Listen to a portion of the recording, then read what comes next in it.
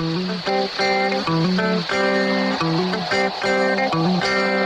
in a good place now. Relax, breathe, smile. You've entered into your element, the home of origin, the home of intelligence and beauty, where relevant topics are discussed, where what you think counts, and where superior is the norm.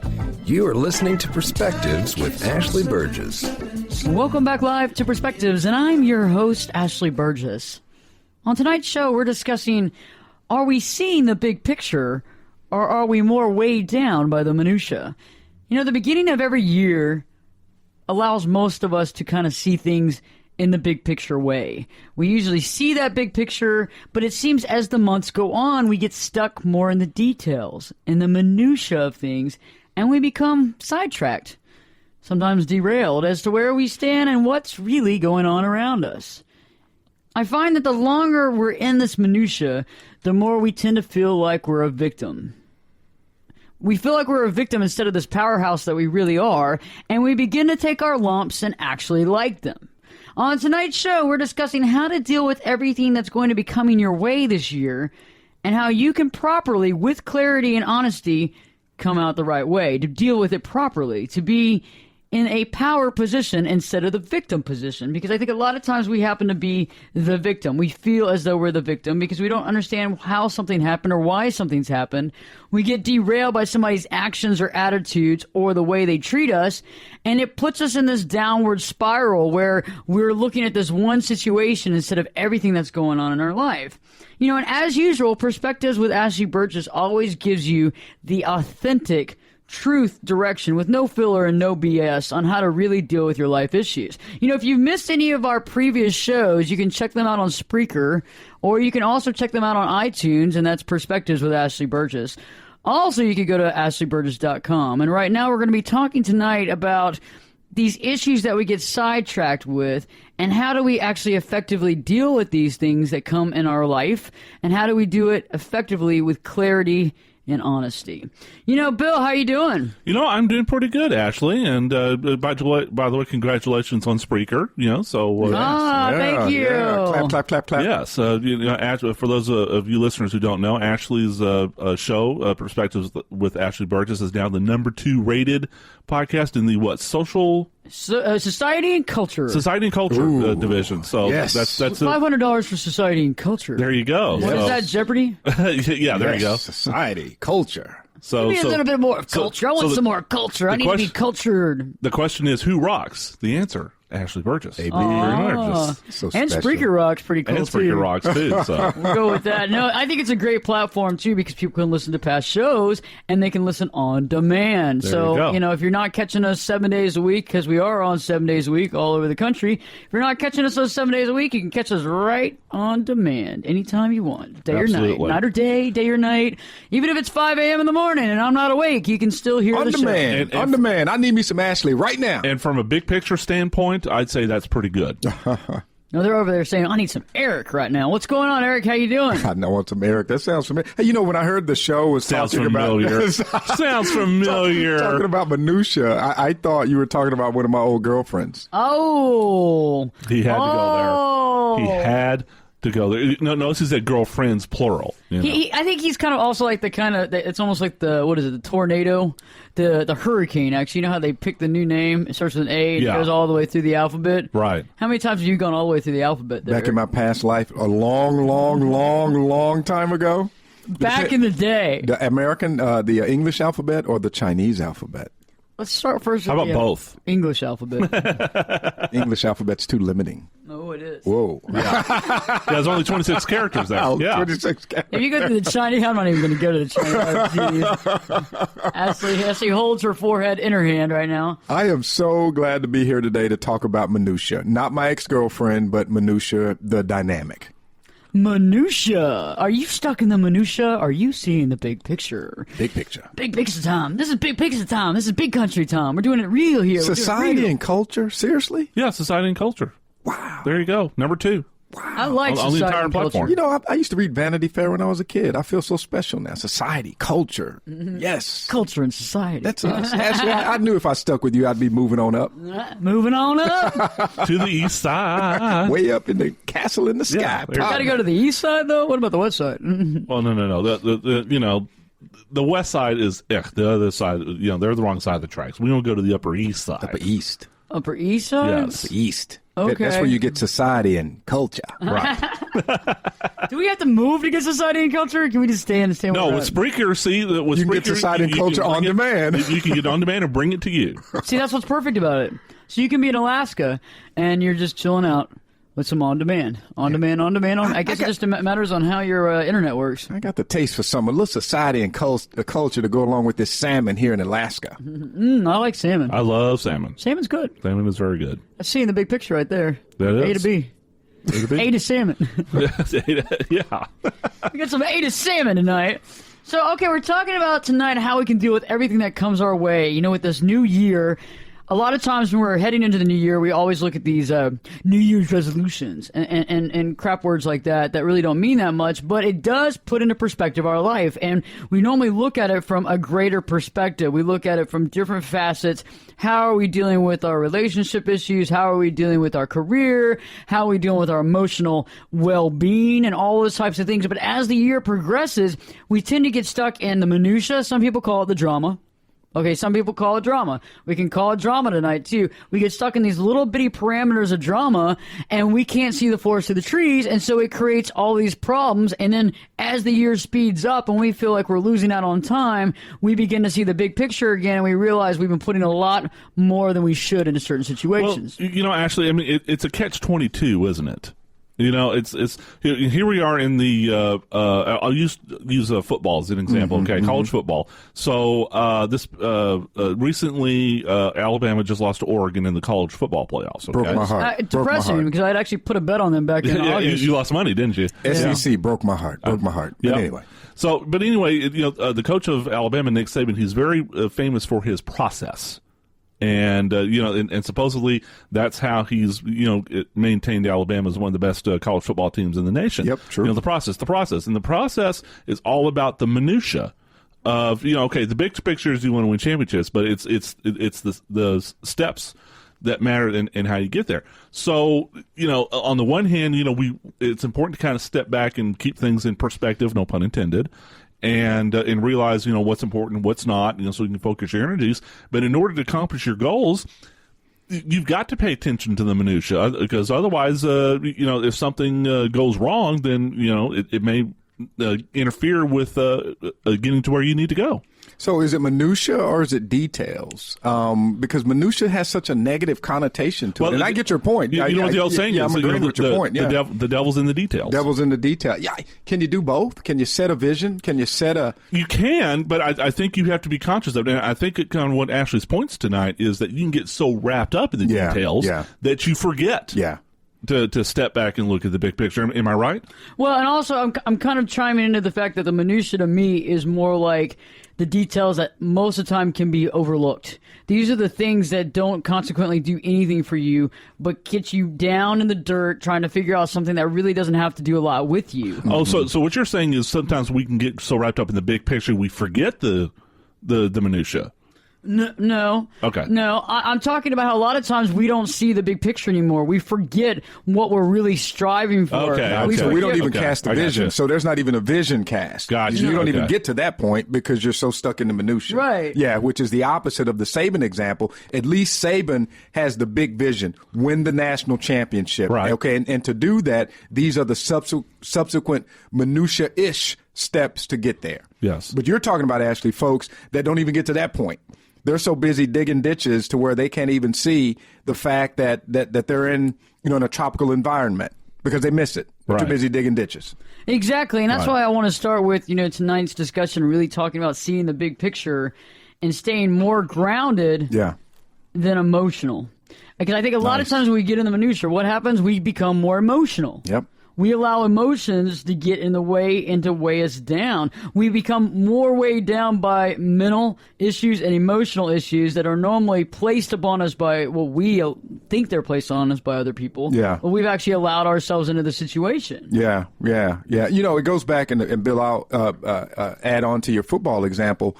Those small things. I remember, being an athlete, and, for the listeners out there, there was something I did early in my life, at a high level, and I would have a stub toe or have a sprain, this and that. And if I focused on the toe, then, I couldn't focus on the other issues, even though the toe was painful, but it wasn't something that took away from everything else that I was trying to do, which is to get in better shape, which is to learn my position, which is to be a contributor to the defense and all of those things. So if I focused on the toe, then I missed everything else. Which is why they sent you to the athletic trainer to get the shot. We're not going to talk about the shot. The happy shot. I feel no pain. I want some happy shots. I feel no pain. This toe is not going to take me from Mission to Big Forest. I love that. So when we return, we're talking more about how we see the big picture and how we stay grounded emotionally by seeing that picture, because I think that's really important to start this discussion, because it puts everything into formation as well as understanding. So stay tuned, because Perspectives with your host, me, Ashley Burgess, will be back in 2 shakes.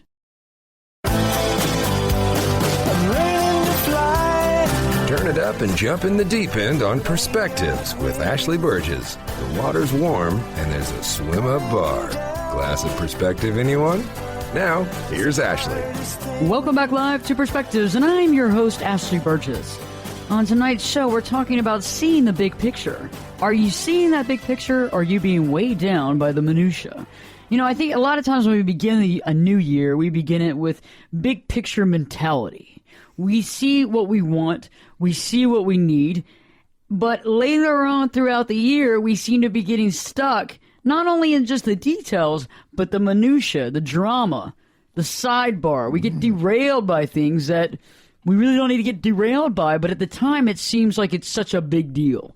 At the time, we're in that minutia so much that these little things seem to be all in our way, and we become this victim of what's happening to us. And it seems like we take these lumps that we get, and we take them, we go, okay, and we just deal with them, we like them, and eventually we get used to them.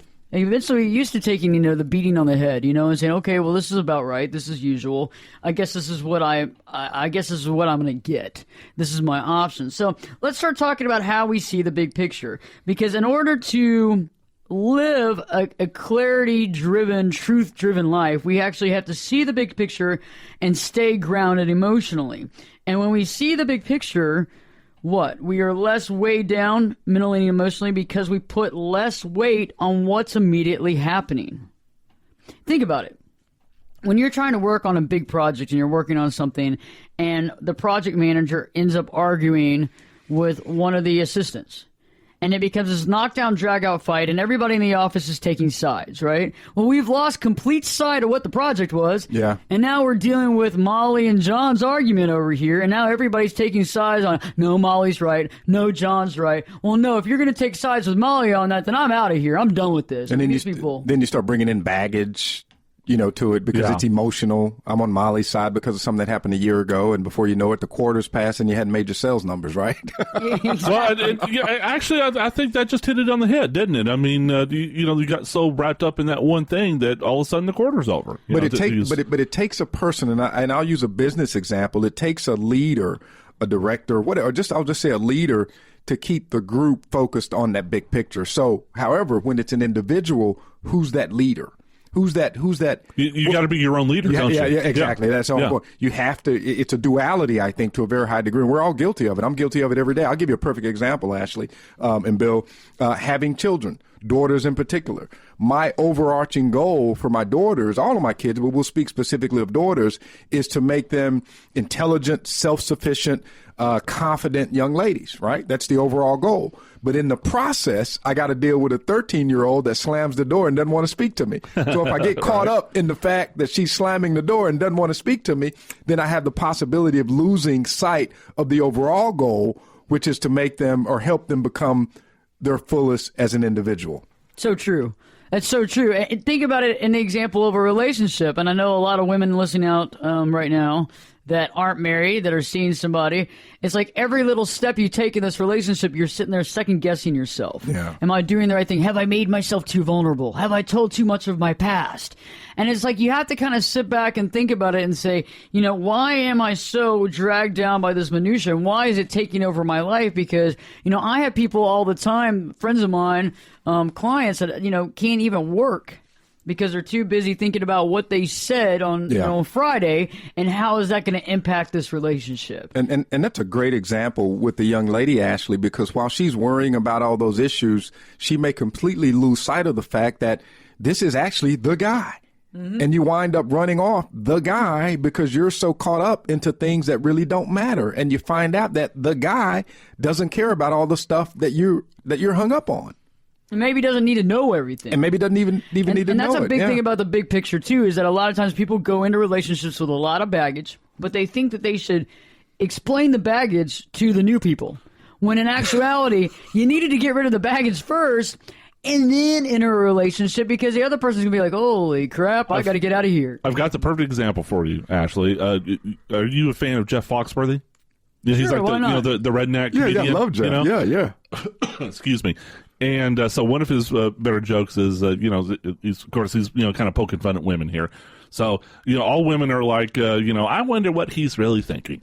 And have you ever thought that, Ashley, is for your significant other? I wonder what he's really thinking. I've been married too long to think that. Well, at first, though. Yeah. Maybe at first. You eventually just forfeiting that. You go, I don't know if I want to know what they're thinking. He's coming home with me tonight anyway, so I don't care what he's Doesn't thinking. matter. Well, maybe at first, though. Yeah. I wonder what he's really at thinking. the very beginning, sure. So the joke is, okay, I wonder what he's really thinking. And what is the guy thinking? I want a beer and I want to see something naked. Yeah. I mean, that's men, for you. I mean, we really are that simple. There's nothing there to figure out. Yeah, but she's blown it. She's blown it because she's worried about. But I like Ashley's example as well. We talking about the baggage example. That's a red flag, and that's why I was pointing to you, Bill. That's a big red flag when you go out on a date with a young lady, or any person. But I'm a guy, so we'll say young lady. And she spends the first 30 minutes talking about her past relationship and all of that baggage. And I've been on dates like that, which thank goodness. See, I've been in a relationship now for over a year. Yeah, good for you. But when I first started dating my girlfriend, she blessedly didn't do that. But I was on dates before where that actually happened. It's like I was just trying to get to know her. Okay, tell me about yourself. What do you do? That type of thing. Of course, the old thing about the going on a date with a lady the first time. Then you're kind of supposed to make it about the woman, right? Yeah, sure. You don't want to talk all about yourself, yeah, right? But if she's making it about 3 boyfriends ago, exactly. What do you say in that situation? Do you just go, hey, maybe you're not ready to date? As the guy? Well, I'm thinking that, yes. But you don't say anything. I don't say anything. You're looking for something naked. Is that it? I want a beer and I'll see something naked. And once you get that, then you're like, okay, well, hey, I don't know if this is going to work out. Yeah. Was that you calling me the other day for the past month? No, I didn't hear the ring. Which I've been on, like I said, I've been on dates like that where it's she's like stressing over the previous. And I'm like, I just met you, lady. I mean, come on. I think a lot of that is born from the spirit, Ashley, of missing the big picture. Part of that may be the self-sabotage deal as well. I think some people are fearful of the big picture, or maybe even Ashley, and I'll ask you because you do it as a profession.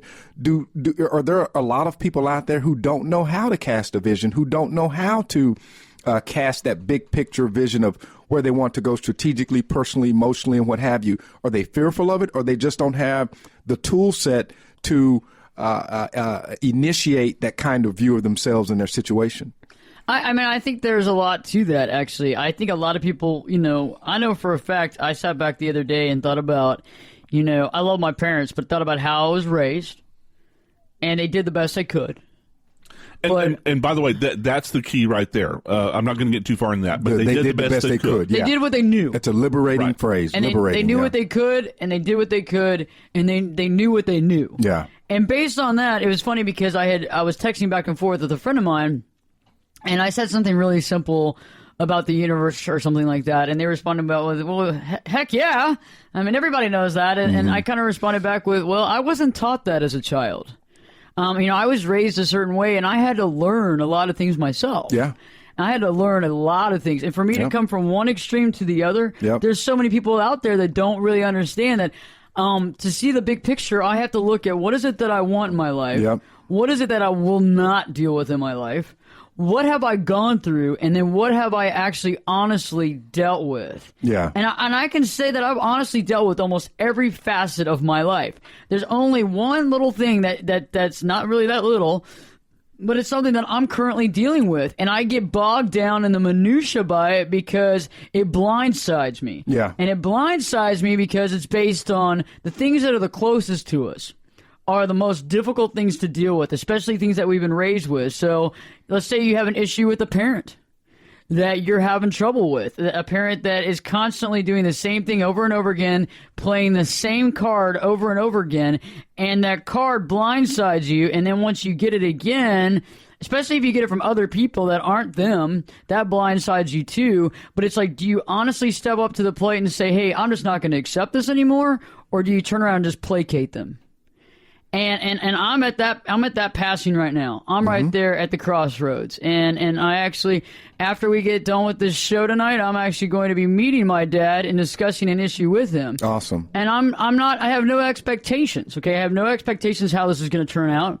I have no expectations to what he's going to say, but defined by what he says, and his actions will define what I say. Yeah. And that's a big deal, but it's hard to look outside of the minutia and the drama when you're dealing with that. And so I'm actually having to get the big view, step out from beneath this shadow and see it not just as he's my dad, but just see it as this is who I am. Let's see who that person is, and let's work through it from there. Yeah, that's honest. And we'll talk more about that because I know a lot of people listening tonight are having issues or have unsaid issues or undealt with issues with family and parents, and that's something we'll talk about tonight as well. So stay tuned, because when we return, we're going to be talking more about how you can see the big picture and get yourself out of the drama and minutia today. Perspectives with your host, me, Ashley Burgess, will be back in 2 shakes.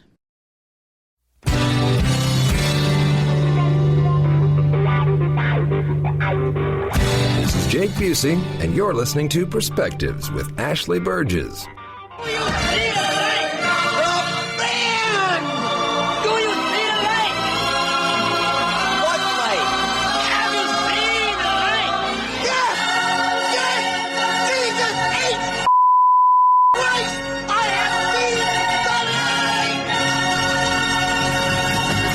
Welcome back live to Perspectives, and I'm your host, Ashley Burgess.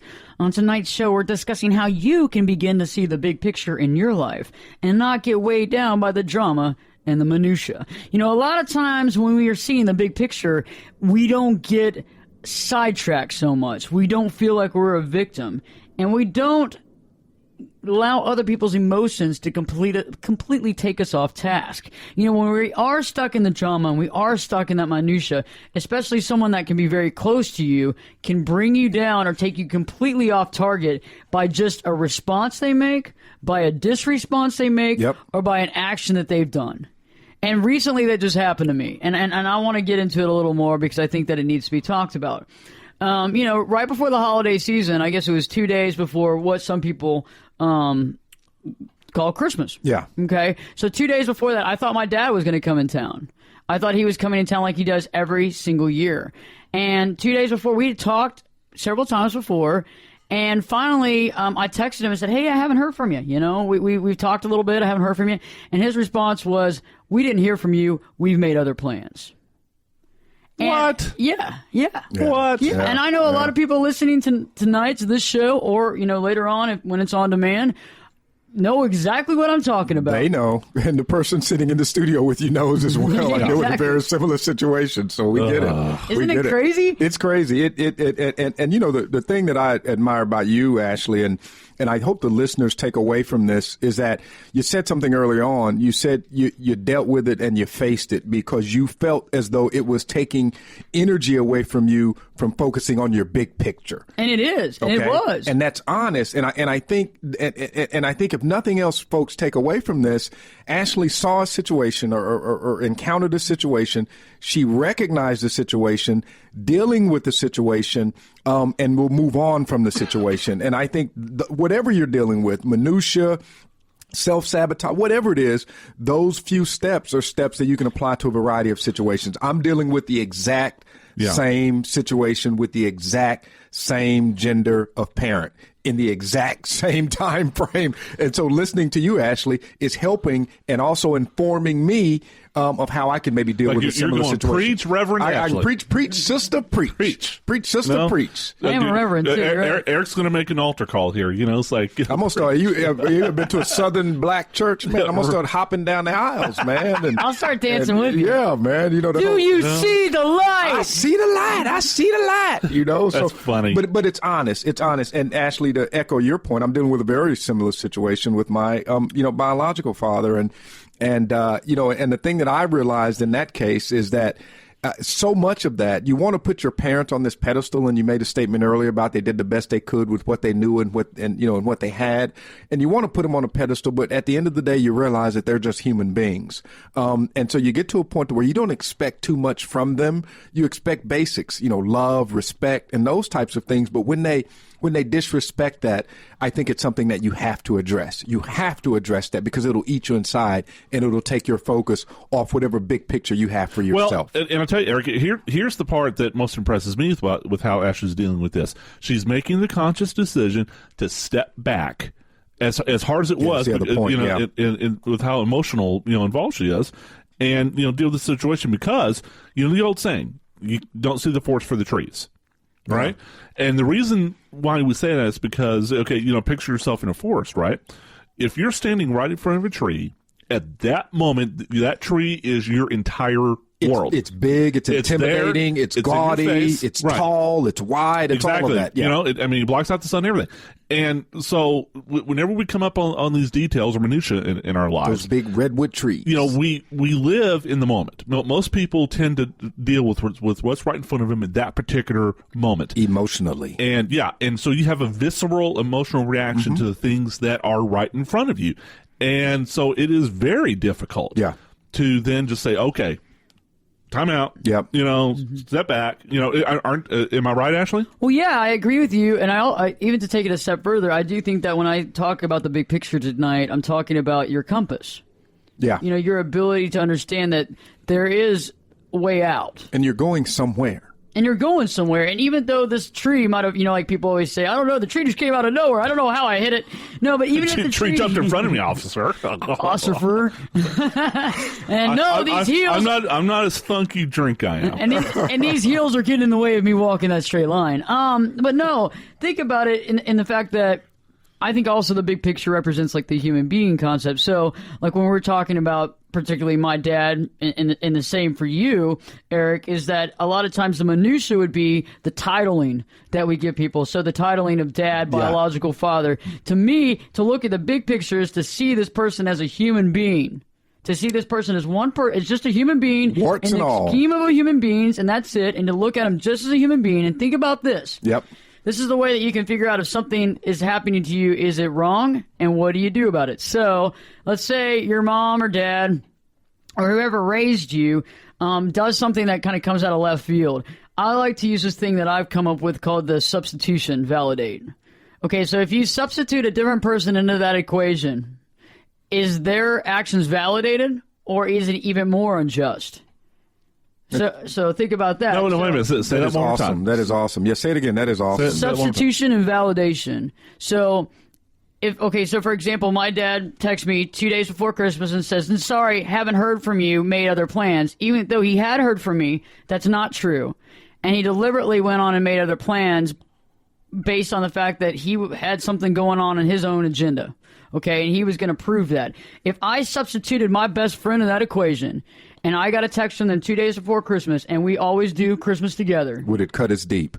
That does not validate. That is wrong. Yeah, okay, so that's wrong because a lot of times we try to validate what people really close to us do because there's got to be a reason why Dad did that to me. Still cuts as deep. And then you start beating yourself up over, did I do something wrong? Was I at the wrong? Was I in the wrong? Was I supposed to call again? Was I supposed to call again the day before and beg them to come because I must have not have shown them enough love because they didn't feel enough love to come? You are so in my head, Ashley. You are in my head. And I think that when we substitute, we either validate validate or we don't validate. And when we don't validate, that's when you have to sit there and go back to the big picture and say, wait a second, this is a human being. How they're treating me is not acceptable. Now, how am I going to respond? Do I need to respond? And if I do respond, how do I do that in the big picture formality? And are you responding as the daughter, in my case, as the son, or as you responding as just simply another human being? Exactly. Yeah. Which, in your two particular cases, how do you separate the two? Because you take your case, Eric. I mean, you have been this man's son all of your life. Yeah. You don't know how to be anything else but a son to him. Yep. So how do you separate that? I mean, that's a conundrum. For me, it's a sanity deal, because as the son, it doesn't calculate. The things that we're dealing with as the son, it doesn't calculate to me, because I am a father and I have a son and daughters, and so it doesn't calculate. And so I have to remove myself from being the son, because I admit it, I'll get too emotionally cloudy.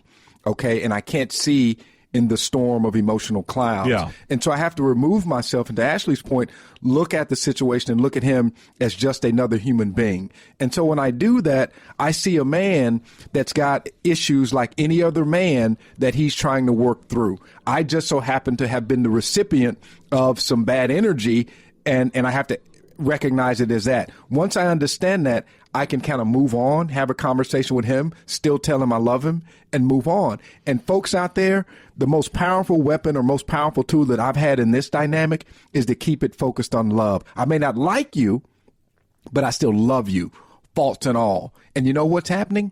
He's changing. Well, that's good. Changing for the better, I hope. He's changing. Now, do those changes directly impact me on a daily basis? No, but he's changing. And that's all that matters to me. And that goes back to another point that I'd like to make, too, is the concept of sometimes we're trying to teach people or change them, and that's not a possibility. You have to be the change. You have to be love. Yeah, you can't change someone else. They have to decide to change for themselves, right, Ashley? And that's true, but on that same token, I think you have to be what you are aspiring to be. I have to be love. I have to be that person in that case. I think Ashley, I don't want to put words in her mouth, but Ashley has to be the one that's thinking through this process in a way that's going to heal her and allow her to progress on. In the big picture. In the big picture. Based on love. Yeah, and when we make that person a human being, not the dad, not the mom, not the grandma, not the grandpa, we do put less weight on what's immediately happening, and we also realize that it's not the end of the world. No, it's not. Because when we put a lot of emotional weight on things, it feels like the end of the world. Standing in front of the big tree. The big tree, and you're just like, this is never going to go away. This is overwhelming, while all the other facets of your life fall apart. When in actuality, if you can just step up to the plate and see the big picture on this deal, this might also start to explain other things in your life. Yep. And you might actually get so much awesome insight and even closure once you honestly deal with the situation that you never knew or dreamed you could have. Which may even benefit you even in ways more profound than you ever thought. Always. So when we return, we'll be talking more about how you can begin to see this big picture in life and how you can get out from that big weight of the minutia and drama and move on with your life. So stay tuned, because Perspectives with your host, me, Ashley Burgess, will be back in 2 shakes. I can lift you up.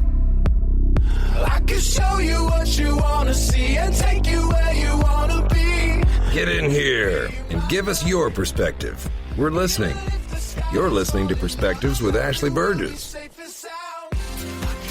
Welcome back live to Perspectives, and I'm your host, Ashley Burgess. On tonight's episode of Perspectives, we're discussing about how you can begin to see the big picture and how to get up from that weight down of being held down by minutia or the drama in your life. You know, a lot of times we don't see the big picture, and we're weighed down by drama or minutia that's coming from a certain person or a certain aspect or a certain thing in our life. And right before the break, I was talking about how when we define people instead of their titling, so instead of mom or dad or grandma or grandpa or wife or husband, instead of defining them as that, you define them in relation as a human being. And a lot of times when we can define them as that, if they're doing something that is causing us emotional havoc or is causing us to feel weighed down, we usually can get up from that weight and be able to see things in a big picture way with it not having as much emotional impact on us. And, you know, I think a lot of times when we're able to do that, we don't allow people to gunk us up with their emotional outlook based on one situation or an action. Because sometimes somebody can say something or do something that can totally screw you up so bad in the head in that exact minute that it can take you off course for the rest of the week. And you're over there trying to pick up the pieces. And usually that is because of definition of how important that person is to you and the definition of who they are. So, for example, in my situation, it's my dad.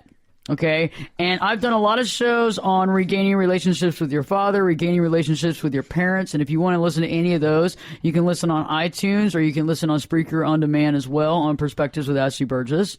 And Ashley, perhaps our listeners tonight didn't get on Facebook and Twitter, and maybe you can share your own experiences with us. Not with my dad, though. With your own dad, or your own mother, or your own parent, your own family member, or whatever. But if you guys do have some experiences with Ashley and my dad, please share those at this time. Thank you. We'd like to hear from everybody. But remember though, this is a family show, so it's all good. And you know what? To that point, Bill, it is all family. We all deal with the exact same issues, man. So it's all good in the hood, as they say. I love that. Yeah, if you have a beef with my dad, let me know. I want to know. But a lot of times, in this situation, like I'm going to be meeting him after the show tonight, and I'm going to let him talk, and I'm not going to go in it with expectations. And if anybody's read my third book, you know that one of the days of it's called the 10-day challenge, right? And so one of those days to live your true life is about, expectations are overrated.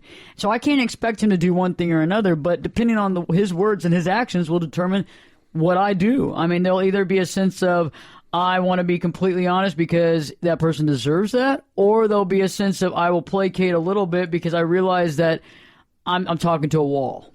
And because I think we can all sit there and say, well, they needed to be taught a lesson.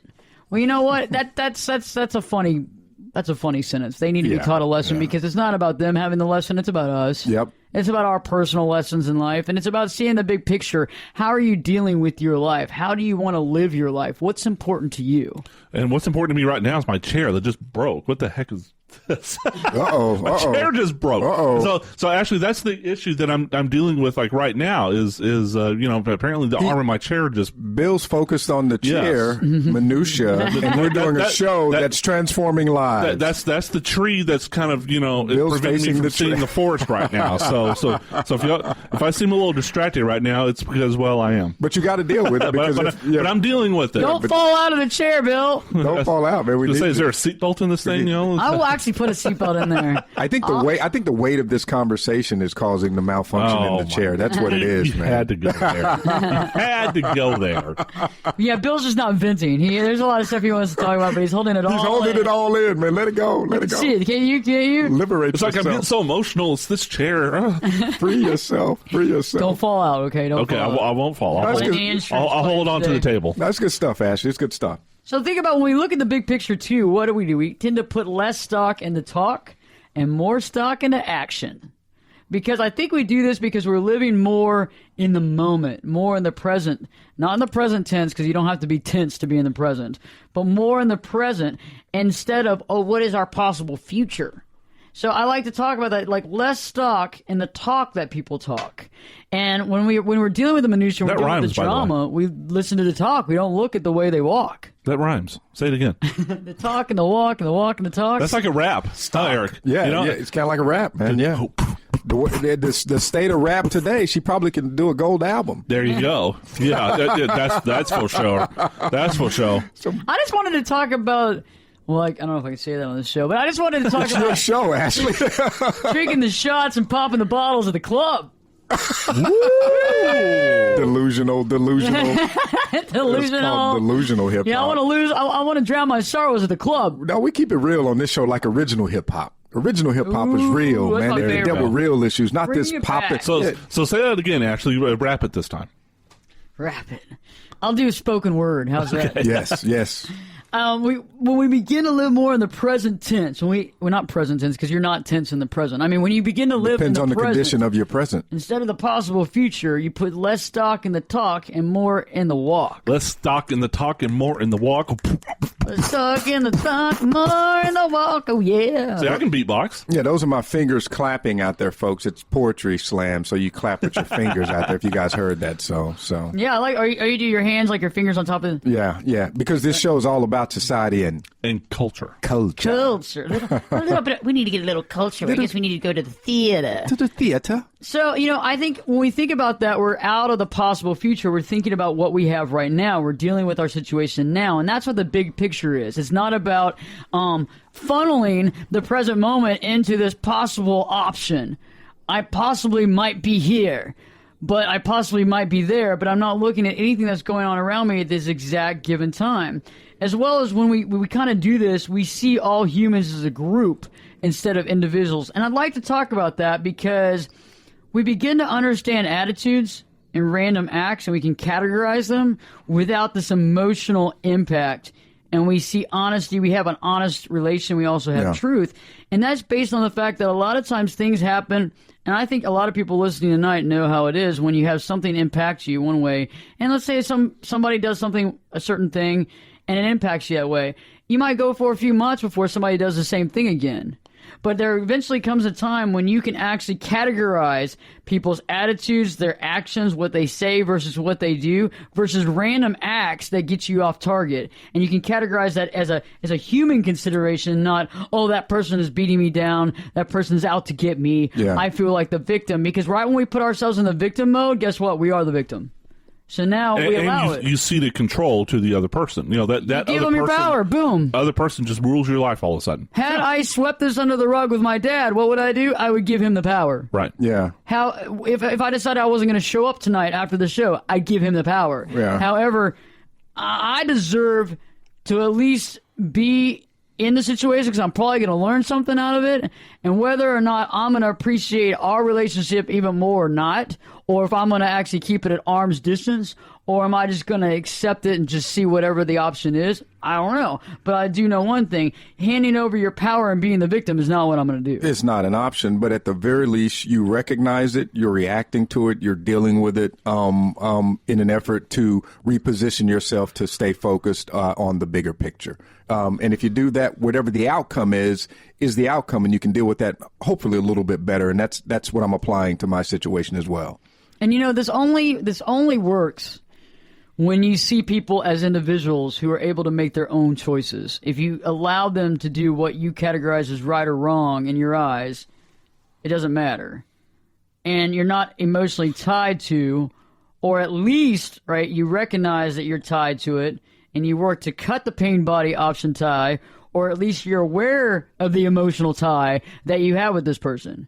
Because a lot of times something happens to us by somebody, and instead of seeing the tie that we have with them, we try to avoid really seeing our connection with that person, which makes it even harder, puts us more into the minutia, more of the drama without being able to see the light of day. When you're able to sit there and say, my connection with this person is X, Y, Z, this is why I care about what this person did to me, and this is why I feel like I am a little clouded on my judgment. Can I go and cut that tie right now? Or instead, can I at least recognize the tie and say, okay, what can I do to remedy this situation in my life? And I think it goes back to the, tree versus the forest analogy, Ashley. I mean, that tree is just so large, right in front of you. Okay.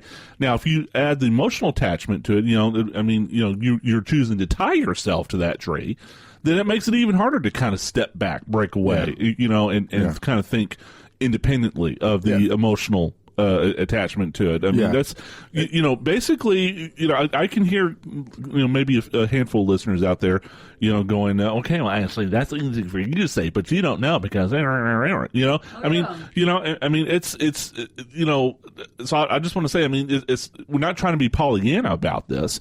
It is very difficult to, it's kind of separate that emotional attachment to the situation that you're in. It's not Pollyanna, but it's what we talk about in our church. It's testimony. And when you see that someone else has dealt with a very similar situation, it at least gives you courage to deal with it on your own.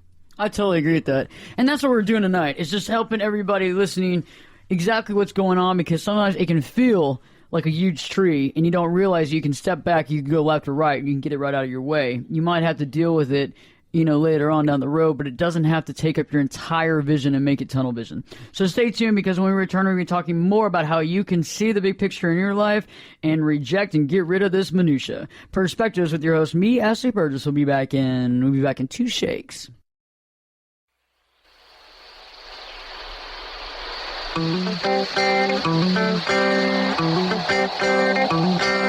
You're in a good place now. Relax, breathe, smile. You've entered into your element, the home of origin, the home of intelligence and beauty, where relevant topics are discussed, where what you think counts, and where superior is the norm. You are listening to Perspectives with Ashley Burgess. I like Perspectives with Ashley Burgess, but I prohibit my workers from listening to it. Welcome back live to Perspectives, and I'm your host, Ashley Burgess. Tonight's show, we're discussing if you're seeing the big picture, or are you being weighed down by the minutia and drama in your life. Right before the last break, we were discussing about it's better to actually deal with the walk than listen to the talk. A lot of times when we're not looking at life in the big picture and we're only looking at it from a small little space, we have a tendency of allowing people to talk their way in and out of situations instead of being able to see what the truth is. A lot of times, too, when we're not seeing the big picture and we're relying on the minutia and we're really stuck into some sort of emotional type drama, we feel a lot of times as if the things that people do, we feel almost that we are a victim. Like the things that people do to us, the things that they say to us, and we don't realize the tie that we have with that person to understand what the relationship is about. We don't step back to see the big picture enough to understand maybe why this person's doing that, but even more so, it's hard to figure out why someone's doing anything. You don't really need to figure that at all. Your big basis in life is to figure out how you feel about it and what you want to do about it. So when somebody does something to you, are they doing that to you? Can you kind of walk to the left? Can you walk to the right? Like Bill talks about the big tree. Can you actually step back and look at it? Can you understand why these people are doing this? Or can you also understand what your next move is? And I think that's consequential to actually being able to see the big picture. But let's go a step past that. I think it's funny when we are stuck in the minutia, we're in a scenario called the why God, why scenario. Why me? Why, God? Why? Oh, God, please just help me. Oh, God, I can't believe I'm in this situation. This is the worst thing ever. It's like, if you get me out of this, I'll never drink again as long as I live. I'll never do it again. I'll never do it again. Is there a happy hour? Yeah, right. In about 15, 20 minutes. It's happy hour somewhere in the world right now. It always is a happy hour one way or another. It's 5 o'clock somewhere. Yeah, exactly. So, a lot of times when we don't understand that what people do and what they say is not about us, and we're able to look at the big picture. When we don't understand that, we do the God, why is it me? Because we feel like everything is happening to us. Yeah. It's being forced on us, and we have no options. We are the victim. We become the victim mentality. Yeah, I learned a term maybe 5 years ago that is a liberating term. Certain phrases and words are liberating if you allow them to be so, and it was called projection. And I learned that because I was going through it was a bunch of years ago. I was going through a divorce, and I had been accused of being everything other than what I really was. And I began to internalize a lot of that, and I began to lose sight of the bigger picture, which was my emotional and mental health, so I could be strong for my daughter, single father, for a time frame. And what I realized was that the person that was projecting and what was being projected had nothing at all to do with me, other than me being the target and the recipient of the projection. But the small time that I internalized it, it began to take me off of my game, and I existed in that world of minutia. It was the same thing with my father example. He went off on me several weeks ago and called me just about everything other than his son. And it hurt. I'm not going to lie, audience. It hurt. And it took me out of the game for a minute. But then I had good people around me, folks like Ashley, folks like my wife, who reminded me, Eric, this is who you are. This is who you're striving to be. That has nothing to do with you. By the way, Ashley, So true. I have great relationship with my parents. That's why he's so quiet today. Audience, if you could see how Ashley's looking at me right now. She's giving the evil eye. She's giving him the evil eye. She's Like gonna, a cat about to eat a bird. she's going to stab me with the mic here in just Like a second. a cat about to eat a bird, about to pounce on a bird. But, I mean, and I don't have a specific example, I guess, to share, but, I've had my ups and downs with my folks, with my siblings. Actually, I'm in kind of a low point with one of my siblings right now. But, we've been talking about your specific examples with your fathers, siblings, but also I think, if you ever had a long-term friend, or your significant other, romantic significant other. Yeah, like a best friend, for example. A best friend, if they do something crazy, can take you off the path that you're on. I mean, because, a lot of times people say, well, it took me off course. Well, it took you off your path. It stopped you forever how long it stopped you. It made you think about things like in the situation that Eric was talking about. When people start pushing an agenda to you and you start buying into that agenda, oh, that must be me, you start feeling crazy. And I know one thing about it is when you start feeling crazy, and you didn't feel crazy before, but you start feeling crazy, you need to step back and look at the big picture because something else is going on.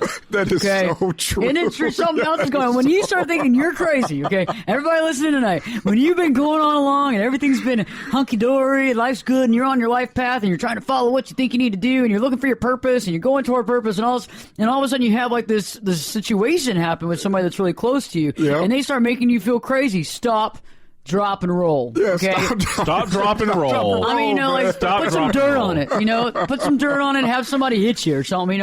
Wake you up because guess what? That's not true. You're not crazy. You're harboring whatever they're talking about, and they're just telling you who they are. And we're all human, and we've all dealt with it. And that's the beautiful thing I love about this show.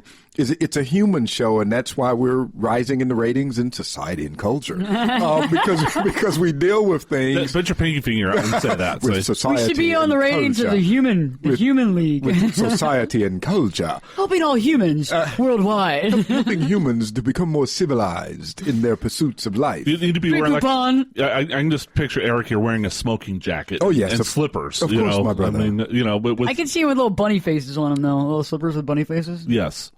The bunny slippers. You're just killing my whole brother movie here. I mean, soul brother. I had this big I had this big macho soul brother thing going on, and I got on pink bunny rabbit slippers. Some now, very white. So. A Christmas present from your daughter. Tangeray. Yeah. But no. You internalize that stuff, and it hurts, man. It hurts for a moment. But one of the terms that I like to use as a check and balance for me, and I use it with my wife, or we use it together. And again, things hurt. They impact me. I'm not immune to pain and emotional. You're not an island in the middle of the ocean. I'm not an island. But the thing that I use, I say to her, you know what? 10 years ago, that would have knocked me out for a much longer time. 10 years ago, I still would have been harboring and carrying this around for a year. Okay, this time it only hurt me for maybe a couple of days. And that's a victory for me.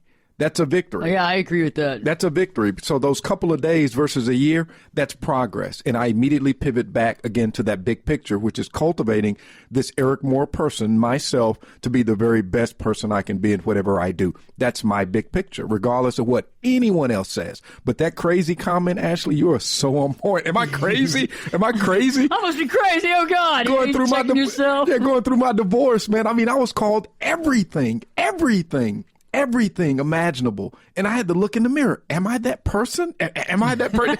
Does she know more than I do? What's going on? It was crazy, man. Going to church, asking questions. Please help me. Yeah, please help me, God. Oh, God, please help me, So, but I feel like I've been giving crazy pills and throwing in a blender. I know. Now I don't know who I am. I'm in the twilight zone, man. But it goes back to, again, knowing what that big picture is for yourself, surrounding yourself, not with a lot of people, but a couple of key folks that are going to keep it real with you, that are going to keep it positive with you, that are going to keep it up to the sky with you, and you can get through it. But don't lose sight of who you are. Don't let anybody dictate who you are. Totally. And, when we leave the big picture, we do the opposite. We actually feel that everything's happening to us. We have that, oh, God, why me? Why am I the victim? And that's key right here, because when we do see that big picture, when we go back, we actually are able to see the part that we play in every situation properly. Okay, so we're able to see the role that we play in each situation. Now, for example, I think a lot of times people think about this in a relationship. So let's put it in a relationship example. Let's say you're in a relationship, a love relationship that's not the healthiest of healthy relationships. And I know a lot of people find themselves in relationships that aren't I don't know what you're talking about, Ashley. What's that like? An unhealthy relationship? It's not going the direction you want it to go. It's probably not very healthy. It's probably based on some lies and deceit, or it's based solely on sex, or it's solely based on something that's inconsequential, as well as the fact that it's not healthy. There's a lot of fighting, there's a lot of spatting, there's a lot of cyclical situations that are going on that aren't healthy. And I know that the drama is one of those things. And, you know, it's funny how we don't understand why. You know, why am I a part of this? Why does every time I get in a relationship, it becomes this thing, this monster of a relationship where this is good and this is falling apart? But we have to sit back and look at the big picture. What part am I playing in it?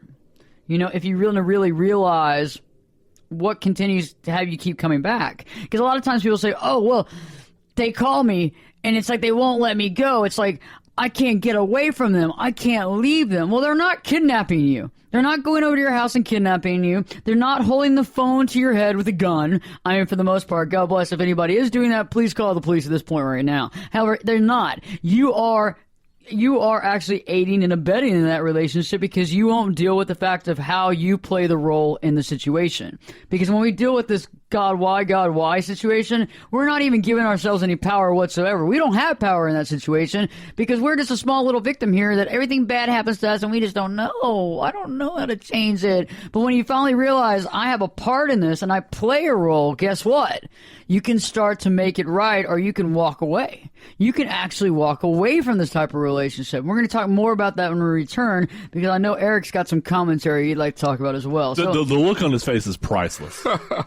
It's like a Hallmark card. We better get this break over with fast. He's going to bust. Oh, gosh, I don't know what to do. Anyway, we have some great sponsors here. But anyway, stay tuned. When we return, we're going to talk about more about seeing that big picture and how you don't need to be weighed down by the minutia no more. Perspectives with your host, me, Ashley Burgess, will be back in 2 shakes.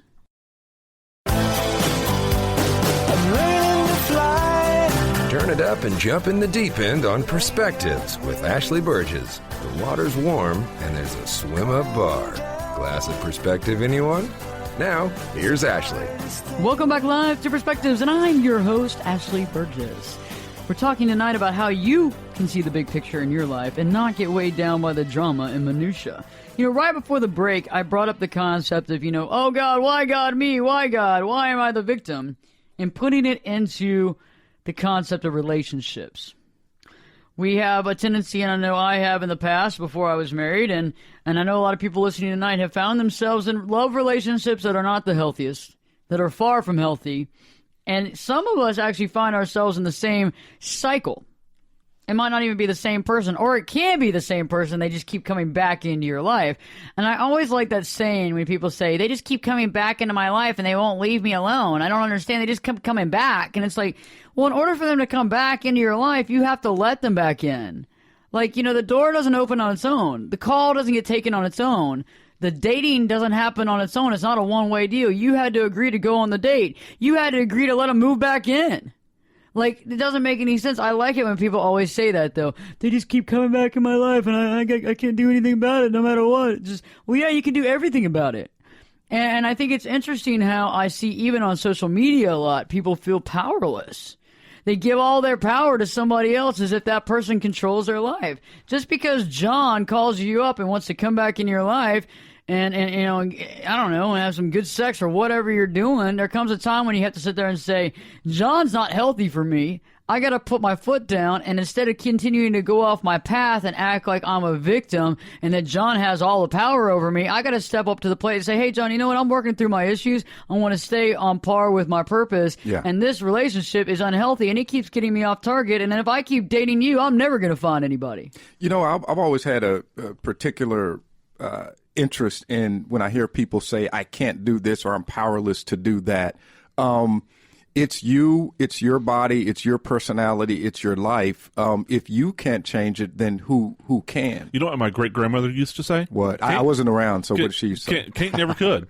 Kate never could. Kate never could. Of course, she's, old school West Texas. Kate never could, but that's what, Granny, I can't do that. Well, Kate never could, Kate never could. So, man, Or what about I'm trying? I always like when people say I'm trying. Well, what are you trying? No. Why are you trying? Then, wait. Then for Ashley, the Yoda comes out of her.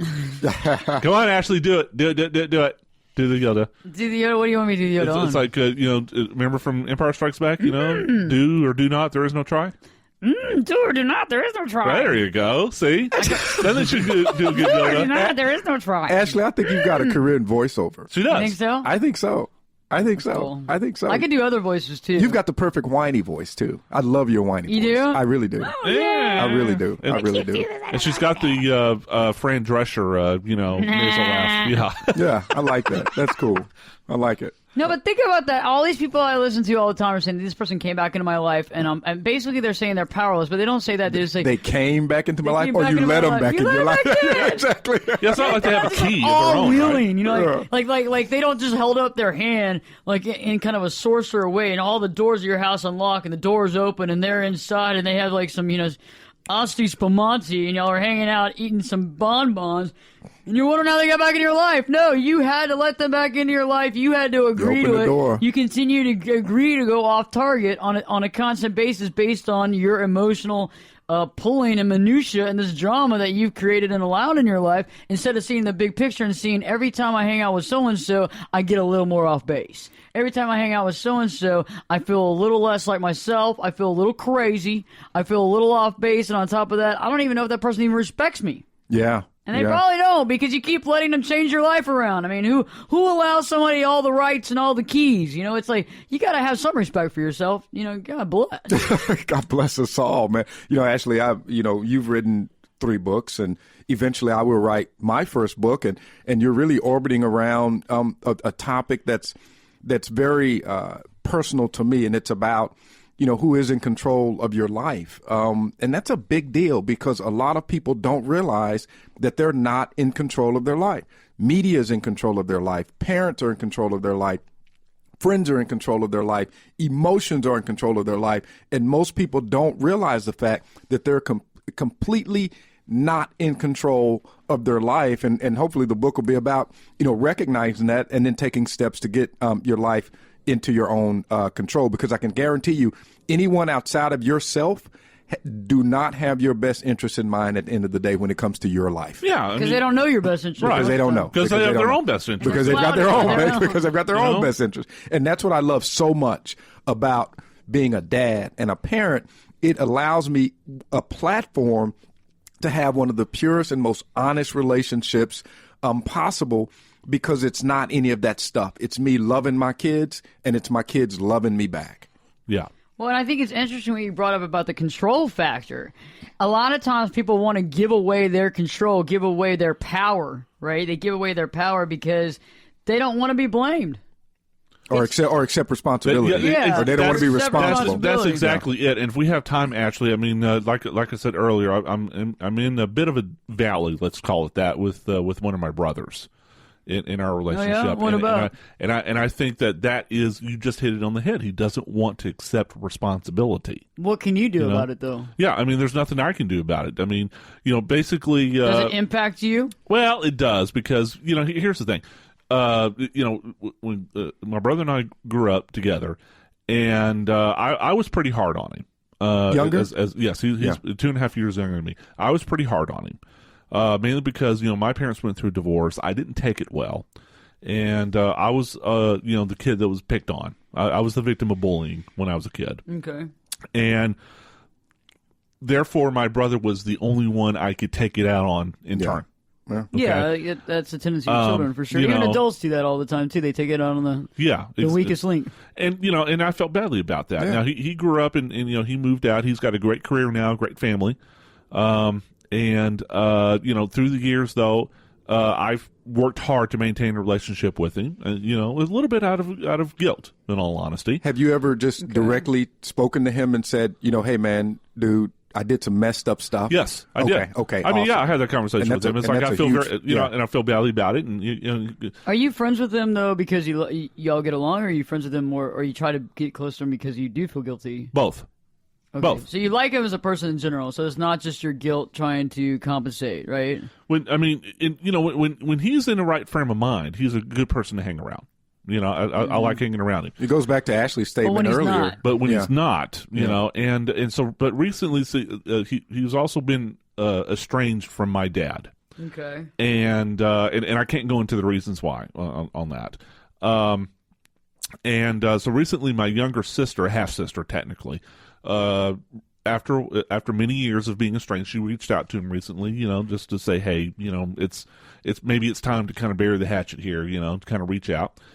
And how can I put this? Again, I'm not at liberty to kind of go into the details here. He said something inappropriate. Let's just put it that way. Okay. To his dad? To your dad? No, to our sister. Okay. Okay. And she decided that, okay, I'm just not going to continue pursuing this. I'm going to cut you out. Now, I had advised my sister, look, you need to call him up and kind of give him a piece of your mind here. And tell him how you feel. But she decided not to do that. And then she said, look, do me a favor. Don't tell him any of this. Keep this confidential. I said, okay. It's because she has the right to say that. It's her situation. Yeah. So, although I didn't agree with that, I respected her decision on that. It's hard, though, when we don't have all the information. Right. So my brother calls me and says, do you know why she doesn't speak to me anymore? Yes. Okay, what is it? I can't tell you. She's asked me not to say anything. Okay. And I have to respect her decision. And since that, this has been a few months ago, he's basically cut me out of his life. Right. And so, first off, your sister did a really good job of putting you in the middle. So thank her for that. Well, and you allowed yourself to be put in the middle too by not saying, "Hey, you know what? I don't want to be involved with this. Yeah. I need." See that's a two-way street because she puts you in the middle. No, Bill. she didn't really put me in the middle because she and I are close. Yeah, but she told you, she swore you to secrecy, and you know that he was going to call you. That's tough. Those are the things when you have to sit there and say, "Hey, I don't really want to be in the middle," because eventually he's going to call me and he's going to ask me why you won't talk to him, and then I have to either say what I said I wasn't going to tell him, or I have to say I'm not going to tell you. That puts me right in the middle position, and now he's going to cut me off. Well, yeah. That's and that's a familiar dynamic. We all deal with that. Yeah. Subconsciously, you got to go back and think: did she know that was going to happen? Or... Well, but I'm my brother, I think is more in the wrong on this because he doesn't need to be taking this out on me. I'm not the one that made the decision to cut off the relationship. Well, have you called him to tell him about that? No. Well, then that's where you start, and I think the only way you can get clarity on the situation is to allow for clarity. Because here's I'm sorry, I don't mean to interrupt you, Ashley. No, this is good though. This is good. Here's the thing. I've kind of come to a point in my life where I've assuaged my guilt as far as when we were kids. It's like I'm 41 years old, and my brother is 39. And, yes, how we were raised and, things that happened in childhood. But you know what? I'm a firm believer in this. You decide how to live your life as an adult, okay? You can overcome, things, you're raising as a child. And, you can't hold that forever, okay? At some point, you got to move on. Especially if it's negative. Yeah. And otherwise, it just holds this power over you. And so, as far as, me, feeling guilty about how hard I was on the kids, I'm over that now. Okay, and I'm sorry, we're coming up on a break, so I'll finish this on the other side of the break, Ashley. Well, yeah, when we return, I'll tell you about what I think about that situation too as well, and we'll continue to talk about looking at things from the big picture and not getting weighed down by the minutia and the drama. So stay tuned because Perspectives with your host, me, Ashley Burgess, will be back in 2 shakes.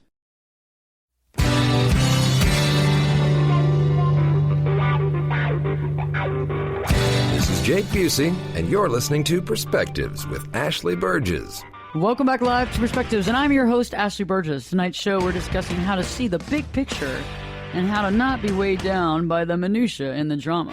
Right before the break, Bill was telling us a story about what was going on with his brother. So, wrap it up real quick and explain. Yeah. Well, I haven't called him yet to kind of have the discussion with him because knowing my brother the way I do, his reaction is going to be to just completely cut off a relationship with me. But again, I've come to the point where I'm past the guilt that I felt, but how hard I treated him, when we were kids, and I'm going to call his bluff on it. And it's like, okay, you know what? You want to cut off our relationship? That's your choice. I didn't make that decision for you. So that the ball's in your court right now, bub.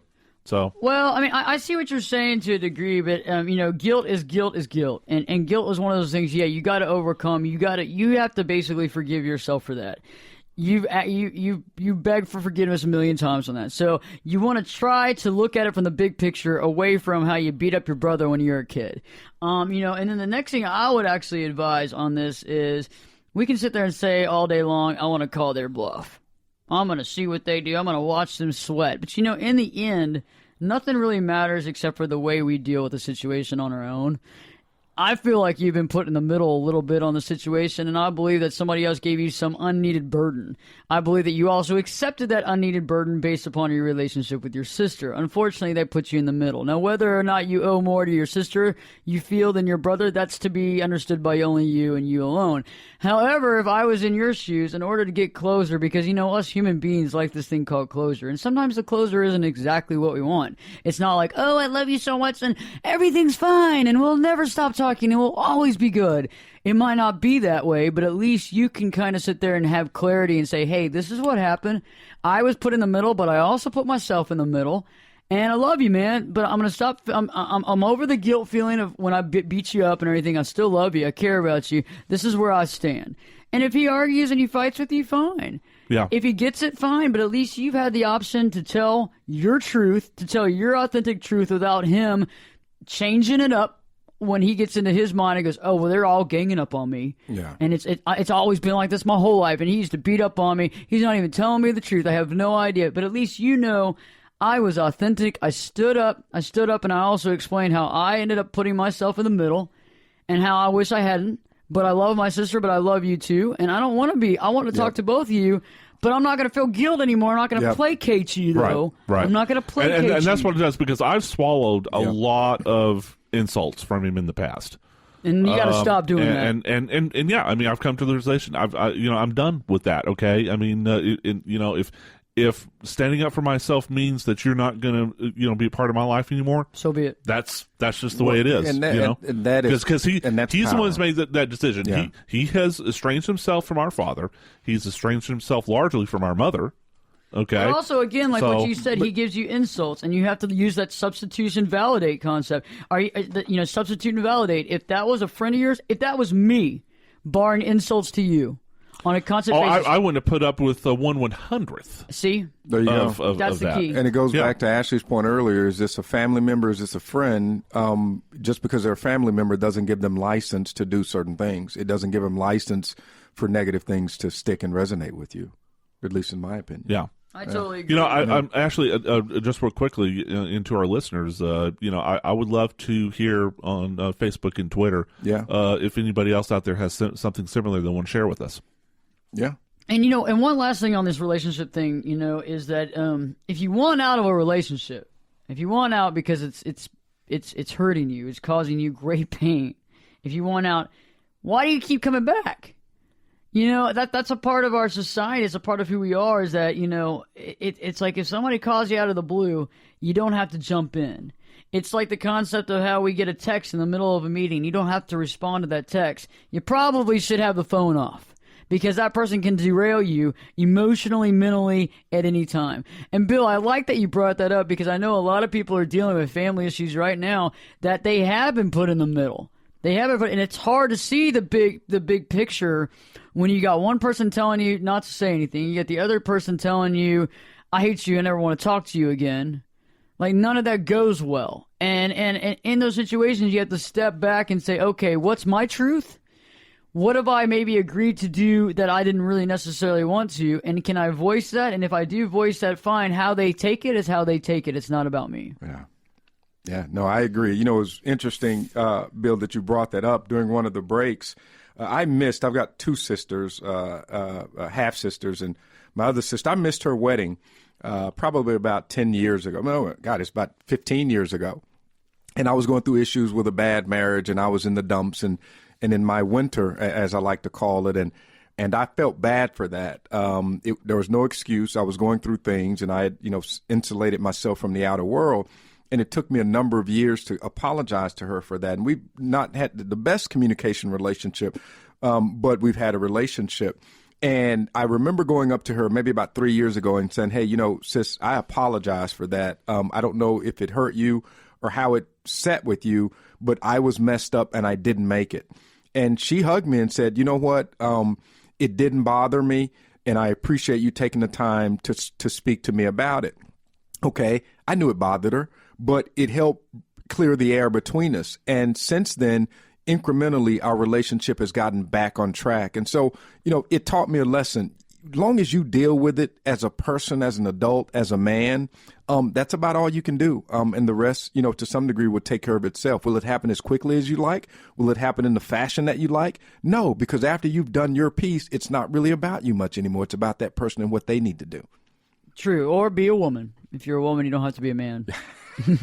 I'm sorry, I was speaking from a gender perspective, but just like a woman. Just I'm every woman. I'm every woman. It's good stuff, man. It's good stuff. We're peeling back the onion on this show. This is good stuff, man. It's true, and true. I like this because guilt is one of those things too that's not about seeing the big picture. Yeah. And I was raised. Yeah. I was raised in Catholic church. I was raised in Catholic school. They put some on how much guilt I was raised with. I didn't know that, Ashley. Oh, yeah. I mean, talk about, having... You've got the T-shirt. I survived Catholic High. I had the jumpsuit. I had the track suit. I had the shoes, the monogram shoes. Wow. I had... I had it all. Wow, did you have the tattoo? No. No. I almost got to that level. That's when I walked away. Yeah. I almost got indoctrinated to that level. That's when I walked away. I figured there had to be more to life than meets the eye on this deal. Yeah, sure enough. But and a lot of times we get stuck in that minutia. We get stuck in that drama, in that situation. I think also a lot of times we don't want to face the fact that it does actually reign and kind of weigh on us. Like a lot of times when we're dealing with family members, we don't want to sit there and think about how this is really hurting me.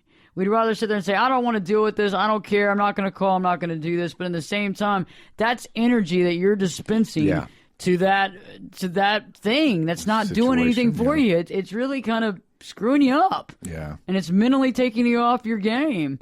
I mean, I've had people call and text me all evening, about various things, especially about relationships. And relationships, the closer they are, can really take you off your game, and you start seeing things not very clearly in every aspect of your life. It's always the ones closest to you. I mean, that's the in warrior and fighter and ninja. Tenets of battle is you want to get as close to your enemy or as close to your target as possible. You can do the most damage when you're close. And that's when they strike, when they get close. So be careful who you let in the house. Keep your friends close and enemies closer. That's it. No, never. No, not at all. That's it. Our man Eric here has watched The Godfather. Don't keep your enemies close. You don't want them around. That's because the whole thing is that's like the whole idea of I'm going to stab them before they stab me. Well, no. You don't need to be surrounded by negative people that really have not your good in mind. So don't be the ninja. Don't. No, because most people aren't very good about being the ninja. I mean, most people get hurt. They can't just I cut my heart out with my own sword and I put it over in a box and I'll bring it back later on when I need it. That's because they're not true ninjas. And you're a true ninja? I'm working on it. Oh. You got the samurai blade? I've got ninja tendencies. Ninja tendencies. So don't turn your back on him. Especially if you've got a nice back. Oh. Baby got back. Baby got back. I like the way we're going on with that. Is this a family show here? He's just looking at the big picture right now. I understand what he means by ninja sword now. Okay. He's gotten out of the why God why me God why. He's into the I'm no longer the victim. I am the conqueror. To all the listeners where they're taking it, it wasn't where I was trying to go. Baby, I got power. I got all the power.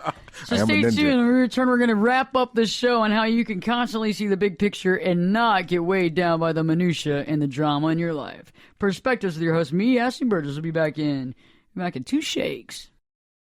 I could lift you up. I could show you what you want to see and take you where you want to be. Get in here and Give us your perspective. We're listening. You're listening to Perspectives with Ashley Burgess. Welcome back live to Perspectives, and I'm your host, Ashley Burgess. Tonight's show, we've been discussing, are you seeing the big picture? Or are you being weighed down by the minutia and the drama in your life?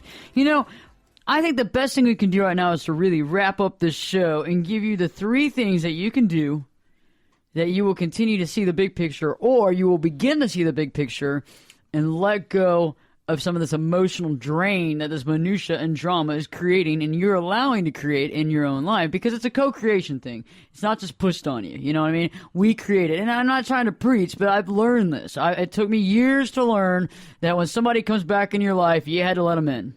You had to let them back. So the first thing is the substitute and validate concept. And this helps because it gets rid of the titling. It gets rid of the titling to help minimize the emotional strike that you feel when someone very close to you that has a particular title, whether it's a family member, a parent, or a spouse, brother, sister, when they do something crazy. When they do something that feels wrong, but because they're so close to you, you validate it.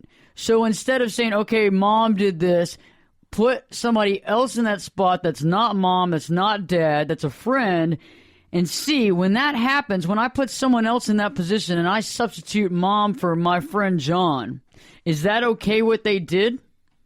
It's probably not. But because we've given this title and we kind of look past a lot of what's reality and what's the truth, because we get so indoctrinated, well, this is my mom, and so there's a reasons for this, and there's this and that. You have to look at everybody as a human being, get rid of the titling, get rid of that emotional titling, and be able to experience life in a big picture, because I think that really helps all of us. Because when you allow these titles to get in the way, it seems like a lot of times instead of being honest or truthful, we have a tendency of placating. And for a lot of us, though, we have a tendency of running away because we don't want to deal with those issues that seem bigger than life. When in actuality, if that was just a coworker at work, you'd say, hey, man, I don't have time for this. Yep. You know, hey, I love you as a person, dude. Good luck with everything, but I don't have time to deal with this crap in my life right now. And please stop shoveling in my direction because I'm not going to accept it anymore. But when it's somebody that's been around you longer, or a best friend or a parent, it has a tendency of overcoming you, and it almost makes you feel like you can't get out of it. Because you don't expect it from them. You don't expect to get stabbed by the person that fed you or just fed you, you know, or you just fed. You don't expect them to stab you with the microphone. Yeah, you don't expect them to stab you with the microphone. Two turntables and a microphone. Let me get that microphone out of your back. Hold on. You don't expect it, and it hurts more. And, you know, folks, you know, listeners, we've all been there. I mean, I don't care if you're 10 feet tall or whatever. I mean, we've all been there, and this stuff hurts. But I think the good thing about this show and the great thing about Ashley, and for me personally being within proximity of her, is that it's the steps to get through it. It's the rational, reasonable, honest, authentic steps to get through any situations. Life is about situations, and the more you're armed with how to deal with those situations, how to navigate those situations, honestly, the better you can have, more joy in your life versus headache. Yeah, and that's so true. And the whole substitute and validate concept is right on. If you can follow that lead, and remember, every time somebody does something out of the clear blue yonder that you were not expecting and also hurts you, replace, substitute, and validate or non-validate. You know, the next thing you want to do is you want to live in the present time.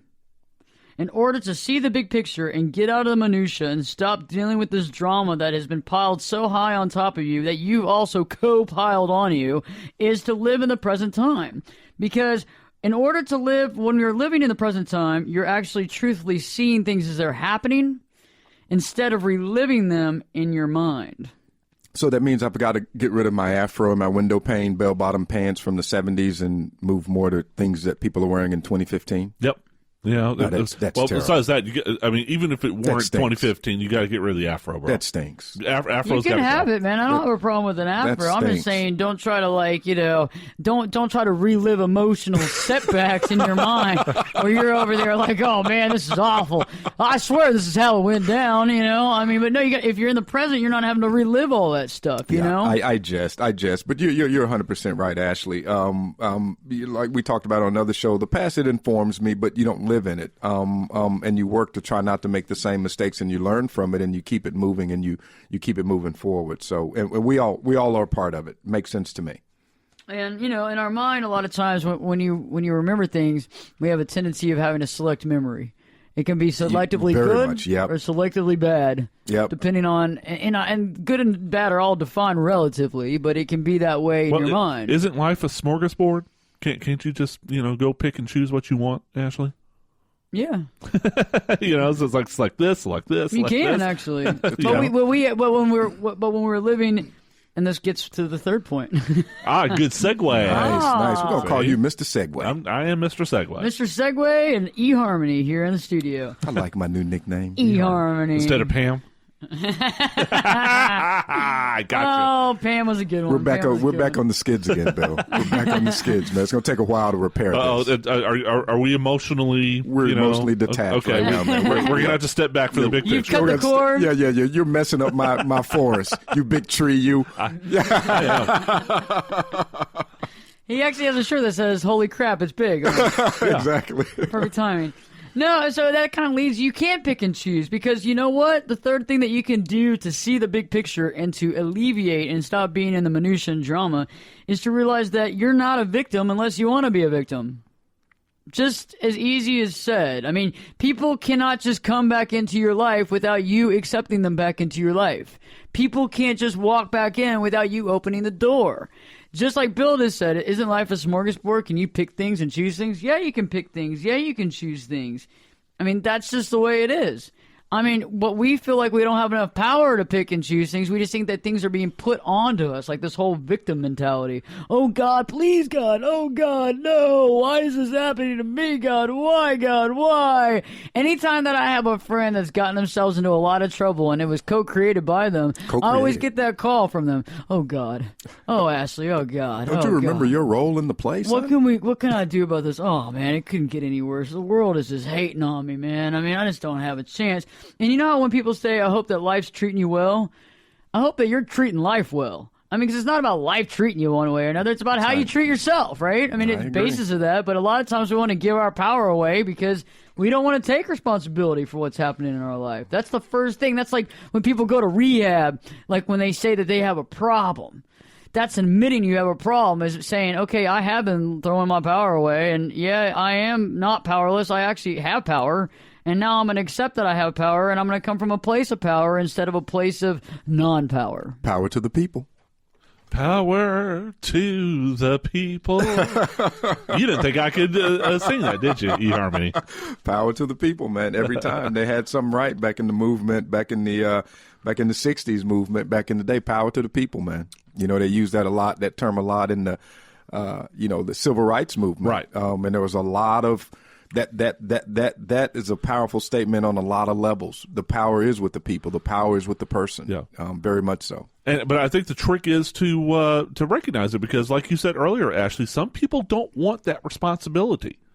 And it scares them, in fact. And so even though it's toxic to them, they would rather have that other person, kind of pull their strings, kind of like the puppet master. And that's just so much more toxic, because that person's going to pull the strings in all the wrong directions for you, because they're only thinking about themselves. They're not thinking about you. They're not thinking about what's best for you. They're thinking about what's best for them. And when you're dealing with people like that, you're not in the right mindset. And, the biggest thing about being and seeing the big picture and being part of that big picture and seeing that big quilt being put together is that you get to see how a lot of things that happen to you bring on to learn. It's a learning environment. It's a learning process. That's why we're here. The human race is about learning. We're here learning how it is to be a human, how it is to be breathing and living on this planet in Earth. these bodies. In these bodies, doing our thing. So remember, the way that you can stay out of the minutia, the way you can stay out of the drama, is to see the big picture by doing the substitute and validating, living in the present moment and realizing that when we reconstruct things in our head, it's not exactly how it happened. And also allowing the victim to go away, because you're no longer a victim. You have power. You're a very powerful person that's in charge of their life. Great show, Eric. Very, very happy to be here. I feel transformed. I feel power. Power, power, power. Bill, awesome show. And I learned a lot, and I appreciate all your knowledge, Ashley. Thank you. Yep. And we have a great show for you next week. And remember, when you're starting to feel crazy, second guess it, stop, drop, and roll, and realize that there's probably more to the story. Get out of the minutia and see it from the big picture, because it's awesome being up here. So stay tuned, because Perspectives with your host, me, Ashley Burgess, will be back in 3 shakes.